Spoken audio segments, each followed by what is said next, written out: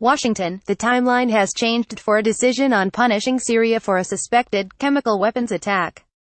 The president tweeted on Thursday that an attack could be very soon or not so soon at all. Defense Secretary James Mattis left the White House late Thursday afternoon after briefing the president on options for a military strike against Syria.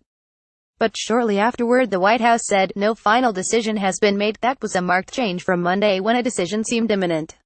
U.S. intelligence estimates 42 people died in the weekend attack, most of them showing symptoms consistent with chlorine gas, with others having symptoms more consistent with exposure to a nerve agent. The president of France said flatly that, we have proof that last week chemical weapons, at least chlorine, were used by the regime of Bashar al-Assad. A spokesman for Britain's prime minister said her cabinet agreed it was highly likely the regime was responsible. But testifying before Congress Thursday morning, Defense Secretary James Mattis seemed more cautious. I believe there was a chemical attack and we're looking for the actual evidence, Mattis said. U.S. officials say blood samples provided by medical workers confirm the presence of chemicals but do not tell which side used them, the regime or, as the Russians have claimed, rebels seeking to overthrow the regime.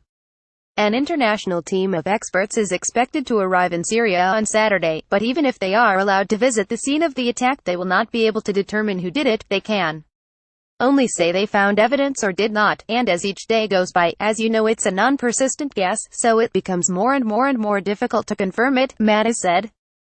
Mattis is also concerned a strike against Syria could set off a confrontation with Russia.